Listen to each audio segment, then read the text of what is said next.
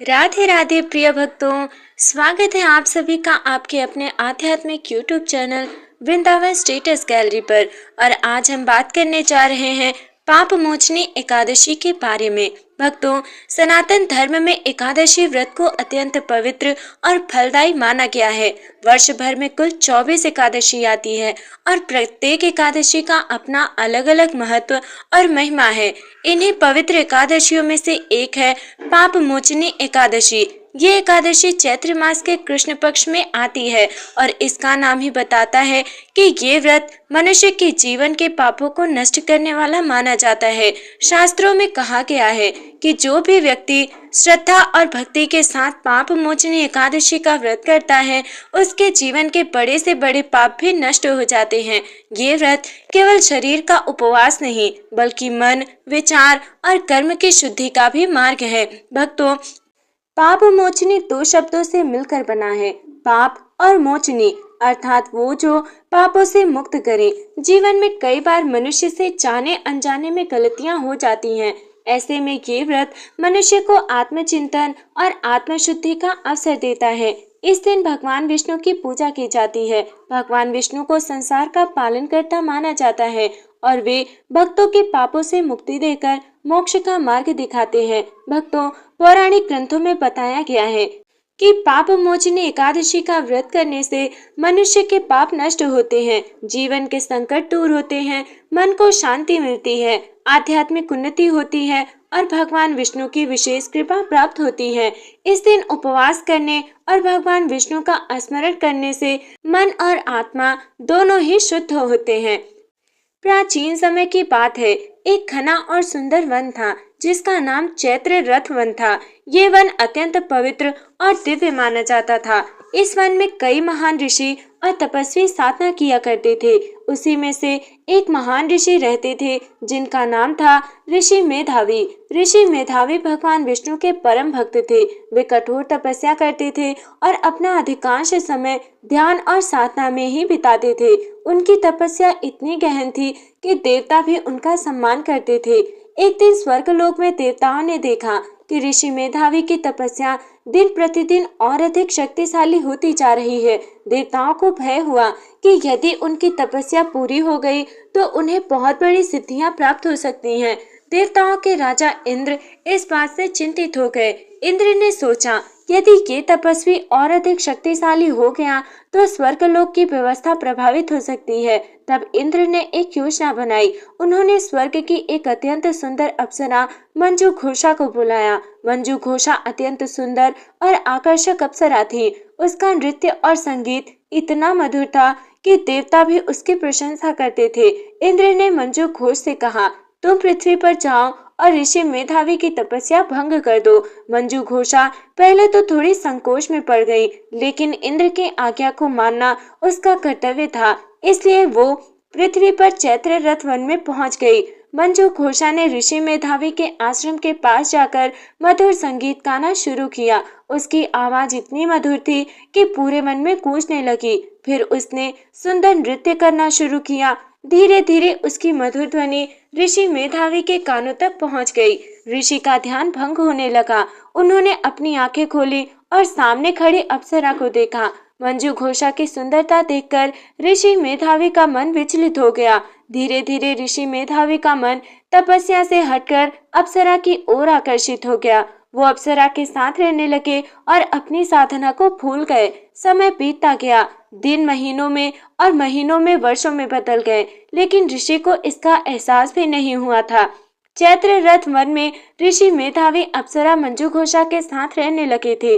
उनकी कठोर तपस्या जो वर्षों से चल रही थी, अब भंग हो चुकी थी। मंजू घोषा अपने मधुर गीत और नृत्य से ऋषि का मन मोहित कर चुकी थी।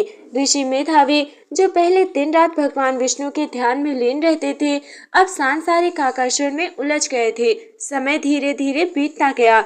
मंजू घोषा को लगा कि अब उसका कार्य पूरा हो चुका है। वो वापस स्वर्गलोक लौटना चाहती थी, लेकिन ऋषि मेधावी उसके मोह में इतने बंध चुके थे कि उन्हें समय का कोई एहसास ही नहीं रहा। एक दिन मंजू घोषा ने ऋषि से कहा, हे मुनिवर, अब मुझे स्वर्गलोक लौटने की अनुमति दीजिए। ये सुनकर ऋषि आश्चर्य में पड़ गए। उन्होंने कहा, तुम अभी क्यों जाना चाहती हो? तुम तो अभी कुछ ही दिनों से यहाँ हो। मंजू घोषा मुस्कुराई और बोली, मुनिवर, यहाँ रहते हुए कई वर्ष बीत चुके हैं। ये सुनकर ऋषि मेधावी चौंक गए। उन्हें विश्वास ही नहीं हुआ। जब उन्होंने ध्यान लगाया और समय का विचार किया तो उन्हें ज्ञात हुआ कि वास्तव में कई वर्षों का समय बीत चुका है। ये जानकर ऋषि मेधावी को बहुत दुख और क्रोध हुआ। उन्हें समझ आ गया कि अप्सरा के कारण उनकी वर्षों की तपस्या नष्ट हो गई। उनका मन पश्चाताप से भर गया। क्रोध में आकर उन्होंने मंजू घोषा से कहा, तुमने मेरी तपस्या भंग कर दी है। तुमने मुझे सांसारिक मोह में फंसा दिया है। इसलिए मैं तुम्हें श्राप देता हूँ कि तुम पिशाचिनी बन जाओ। ऋषि के श्राप से मंजू घोषा भयभीत हो गई। वो तुरंत उनके चरणों में गिर पड़ी और रोते हुए बोली, हे मुनिवर, कृपया मुझे क्षमा कर दीजिए। मैंने ये सब अपने मन से नहीं किया। मुझे इंद्र की आज्ञा का पालन करना पड़ा। मंजू घोषा ने रोते हुए कहा, हे मुनिवर, यदि आप मुझ पर क्रोधित हैं तो कृपया मुझे ऐसा उपाय बताइए जिससे मैं इस श्राप से मुक्त हो सकूं। उसकी करुणा प्रार्थना सुनकर ऋषि मेधावी का हृदय थोड़ा शांत हुआ। उन्होंने कुछ क्षण विचार किया और फिर कहा, चैत्र मास के कृष्ण पक्ष की पाप मोचनी एकादशी का व्रत करने से तुम इस श्राप से मुक्त हो सकती हो। मंजू घोषा ने विनम्रता से कहा, मैं अवश्य इस व्रत को करूंगी। मंजू घोषा के जाने के बाद ऋषि मेधावी को अपनी गलती का भी एहसास हुआ। उन्होंने सोचा, मैंने अपने क्रोध में आकर एक स्त्री को कठोर श्राप दे दिया। उन्हें अपनी तपस्या भंग होने का दुख तो था, लेकिन अब उन्हें अपने क्रोध पर भी पछतावा होने लगा। इसलिए उन्होंने अपने पिता ऋषि च्यवन के पास जाने का निर्णय लिया। ऋषि मेधावी अपने पिता के आश्रम में पहुंचे और उन्हें सारी घटना बता दी। ऋषि च्यवन ने अपने पुत्र की बात ध्यान से सुनी। फिर उन्होंने कहा, बेटा, संसार में मोह और आकर्षण से बचना बहुत कठिन है, लेकिन भगवान विष्णु की कृपा से मनुष्य अपने पापों से मुक्त हो सकता है। ऋषि च्यवन ने आगे कहा, तुम भी चैत्र मास के कृष्ण पक्ष की पाप मोचनी एकादशी का व्रत करो। इस व्रत के प्रभाव से तुम्हारे सभी पाप नष्ट हो जाएंगे। पिता की आज्ञा सुनकर ऋषि मेधावी ने पाप मोचनी एकादशी का व्रत करने का संकल्प लिया। उन्होंने भगवान विष्णु का ध्यान किया और मन ही मन प्रार्थना की, हे प्रभु, मुझे मेरे गलतियों के लिए क्षमा करें और मुझे फिर से शुद्ध मार्ग पर चलने की शक्ति दे। ऋषि मेधावी के श्राप के बाद अप्सरा मंजू घोषा अत्यंत दुखी हो गई थी। उनका सुंदर रूप समाप्त हो गया और वो पिशाचिनी के रूप में भटकने लगी। वो जंगलों में घूमती रहती और अपने भाग्य पर विलाप करती, लेकिन उसके मन में एक आशा की किरण थी। ऋषि मेधावी ने उसे बताया था कि पाप मोचनी एकादशी का व्रत करने से वो अपने श्राप से मुक्त हो सकती है। इसी आशा के सहारे मंजू घोषा उस पवित्र दिन की प्रतीक्षा करने लगी। समय बीतता गया और अंततः चैत्र मास के कृष्ण पक्ष की एकादशी का दिन आ गया। यही वो पवित्र दिन था, पाप मोचनी एकादशी। उस दिन मंजू घोषा ने निश्चय किया कि वो पूरे नियम और श्रद्धा के साथ इस व्रत को करेगी। सुबह होते ही वो नदी के किनारे गई। उसने पवित्र जल में स्नान किया और भगवान विष्णु का स्मरण किया। हालांकि वो पिशाचिनी के रूप में ही थी, लेकिन उसके हृदय में सच्ची भक्ति थी। स्नान के बाद मंजू घोषा ने भगवान विष्णु की पूजा की। उसने मन ही मन प्रार्थना की, हे भगवान विष्णु, मैंने अज्ञानवश एक महान ऋषि की तपस्या भंग की। कृपया मेरे पापों को क्षमा करें और मुझे इस श्राप से मुक्त करें। उसने पूरे दिन उपवास रखा और भगवान विष्णु का नाम जपती रही। वो लगातार यही मंत्र दोहराती रही, ओम नमो भगवते वासुदेवाय। उसके हृदय में सच्चा पश्चाताप था। जैसे जैसे दिन बीतता गया, मंजू घोषा की भक्ति और गहरी हो गई। रात को उसने भगवान विष्णु का ध्यान करते हुए जागरण किया। उसकी आंखों से आंसू बह रहे थे। वो बार बार भगवान से क्षमा मांग रही थी। कहा जाता है कि जब मनुष्य सच्चे मन से पश्चाताप करता है तो भगवान अवश्य उसकी प्रार्थना सुनते हैं। जब द्वादशी का दिन आया और मंजू घोषा ने व्रत का पारण किया, तभी एक चमत्कार हुआ। उसका पिशाचिनी रूप धीरे धीरे समाप्त होने लगा। कुछ ही क्षणों में वो फिर से अपने दिव्य अप्सरा रूप में लौट आई। मंजू घोषा समझ गई कि ये सब पाप मोचनी एकादशी व्रत के प्रभाव से हुआ है। उसके हृदय में भगवान विष्णु के प्रति कृतज्ञता भर गई। उसने हाथ जोड़कर भगवान को प्रणाम किया और कहा, हे प्रभु, आपने मुझे मेरे पापों से मुक्त कर दिया। मैं सदैव आपकी भक्ति करती रहूंगी। इसके बाद वो स्वर्गलोक लौट आई। उधर ऋषि मेधावी ने भी अपने पिता ऋषि च्यवन की आज्ञा से अनुसार पाप मोचनी एकादशी का व्रत किया। उन्होंने पूरे दिन भगवान विष्णु का ध्यान किया और अपनी गलती के लिए पश्चाताप किया। उनकी सच्ची भक्ति और पश्चाताप से भगवान विष्णु प्रसन्न हुए। इस व्रत के प्रभाव से ऋषि मेधावी के सभी पाप नष्ट हो गए और उन्हें फिर से तपस्या की शक्ति प्राप्त हो गई। इस प्रकार पाप मोचनी एकादशी का व्रत अत्यंत शक्तिशाली माना गया। इस व्रत के प्रभाव से पाप नष्ट होते हैं, मन शुद्ध होता है, जीवन के संकट दूर होते हैं, भगवान विष्णु की कृपा प्राप्त होती है। इसी कारण से प्राचीन समय से लेकर आज तक भक्त इस व्रत को श्रद्धा और विश्वास के साथ करते हैं। पाप मोचनी एकादशी का व्रत भगवान विष्णु को समर्पित अत्यंत पवित्र व्रत माना जाता है। जो भक्त श्रद्धा और नियम के साथ इस व्रत को करते हैं, उनके जीवन के पाप नष्ट होते हैं और भगवान विष्णु की कृपा प्राप्त होती है। इस व्रत को करने समय पूजा विधि और नियमों का पालन करना बहुत आवश्यक होता है। पाप मोचनी एकादशी के दिन प्रातः ब्रह्म मुहूर्त में उठना चाहिए। सबसे पहले स्नान करके स्वच्छ और पवित्र वस्त्र धारण करें। इसके बाद अपने पूजा स्थान को साफ करें और भगवान विष्णु की प्रतिमा या चित्र स्थापित करें। अब हाथ में जल, फूल और अक्षत लेकर व्रत का संकल्प करें। संकल्प करते समय भगवान विष्णु से प्रार्थना करें, हे भगवान विष्णु, मैं श्रद्धा और भक्ति के साथ पाप मोचनी एकादशी का व्रत कर रहा हूँ। कृपया मेरे सभी पापों को क्षमा करें और मुझे सतमार्ग पर चलने की प्रेरणा दें। संकल्प लेने के बाद भगवान विष्णु की विधि विधान से पूजा करें। पूजा में निम्न वस्तुएं अर्पित करनी चाहिए, जैसे फूल, तुलसी पत्र, चंदन, धूप, दीप, फल और मिठाई। भगवान विष्णु को तुलसी अत्यंत प्रिय होती है, इसलिए पूजा में तुलसी पत्र अवश्य चढ़ाना चाहिए। इसके बाद भगवान विष्णु के मंत्र का जाप करें। ओम नमो भगवते वासुदेवाय। इस मंत्र का कम से कम 108 बार जप करना शुभ माना जाता है। पाप मोचनी एकादशी के दिन भक्तों को पूरे दिन उपवास रखना चाहिए। कुछ लोग निर्जल व्रत रखते हैं और कुछ लोग फलाहार रखते हैं। इस दिन सात्विकता बनाए रखना बहुत आवश्यक होता है। पूरे दिन भगवान विष्णु का स्मरण करना चाहिए और धार्मिक ग्रंथों का पाठ करना चाहिए। भक्तों, एकादशी की रात को जागरण करना अत्यंत शुभ माना जाता है। इस दौरान भक्त भजन कीर्तन करते हैं और भगवान विष्णु का ध्यान भी करते हैं। शास्त्रों में कहा गया है कि एकादशी की रात जागरण करने से व्रत का फल कई गुना बढ़ जाता है। अगले दिन द्वादशी तिथि में व्रत का पारण किया जाता है। पारण से पहले भगवान विष्णु की पूजा करनी चाहिए। इसके बाद जरूरतमंद लोगों को भोजन कराना और दान देना बहुत शुभ माना जाता है। दान में निम्न वस्तुएं दी जा सकती हैं: अन्न, वस्त्र, फल और धन।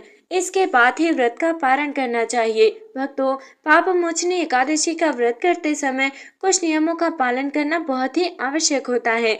इस दिन क्रोध नहीं करना चाहिए, झूठ नहीं बोलना चाहिए, किसी का अपमान नहीं करना चाहिए, नकारात्मक विचारों से दूर रहना चाहिए, मन, वचन और कर्म से पवित्र रहने का प्रयास करना चाहिए। शास्त्रों में बताया गया है कि पाप मोचनी एकादशी का व्रत करने से व्यक्ति को अनेक लाभ प्राप्त होते हैं, जैसे जीवन के पाप नष्ट हो जाते हैं, मन को शांति मिलती है, जीवन में सुख और समृद्धि आती है, भगवान विष्णु की कृपा प्राप्त होती है, मोक्ष का मार्ग प्रशस्त होता है। इसी कारण से इस व्रत को अत्यंत फलदायी माना गया है।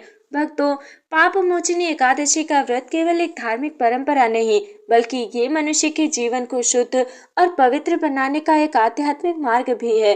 पौराणिक कथाओं में बताया गया है कि इस व्रत के प्रभाव से मनुष्य के बड़े से बड़े पाप भी नष्ट हो जाते हैं। इसी कारण इस एकादशी को पापों को नष्ट करने वाली एकादशी कहा जाता है।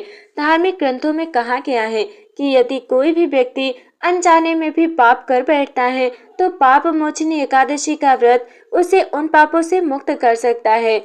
ये व्रत मनुष्य को केवल बाहरी रूप से नहीं, बल्कि अंदर से भी शुद्ध करता है। जब मनुष्य इस दिन उपवास करता है, भगवान विष्णु का ध्यान करता है और अपने कर्मों पर विचार करता है, तब उसके भीतर आत्मशुद्धि की भावना उत्पन्न होती है। भक्तों, पाप मोचनी एकादशी हमें ये सिखाती है कि जीवन में केवल पूजा पाठ ही पर्याप्त नहीं, हमें अपने विचारों और कर्मों को भी शुद्ध रखना चाहिए। ये व्रत मनुष्य को आत्मचिंतन करने का अवसर देता है। इस दिन व्यक्ति अपने जीवन की गलतियों को पहचानता है और उन्हें सुधारने का संकल्प लेता है। पाप मोचनी एकादशी की कथा से हमें ये भी शिक्षा मिलती है कि भगवान के सामने सच्ची भक्ति सबसे महत्वपूर्ण होती है। जब अप्सरा मंजू घोषा ने सच्चे मन से भगवान विष्णु की प्रार्थना की तो भगवान ने उसकी प्रार्थना स्वीकार कर ली और उसे श्राप से मुक्त कर दिया। इसी प्रकार ऋषि मेधावी ने भी इस व्रत के प्रभाव से अपने पापों से मुक्ति प्राप्त की। इससे यह स्पष्ट होता है कि भगवान के सामने सच्चे मन से की गई प्रार्थना कभी व्यर्थ नहीं जाती।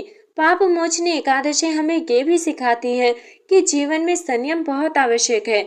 ऋषि मेधावी जैसे महान तपस्वी भी मोह के कारण अपनी तपस्या से भटक गए थे, लेकिन जब उन्हें अपनी गलती का एहसास हुआ तो उन्होंने भगवान की शरण ली और फिर से अपने जीवन को सही मार्ग पर लाया। इससे हमें ये शिक्षा मिलती है कि मनुष्य से गलती हो सकती है, लेकिन यदि वो अपने गलती को स्वीकार कर ले और सुधारने का प्रयास करे तो वो फिर से सही मार्ग पर लौट सकता है।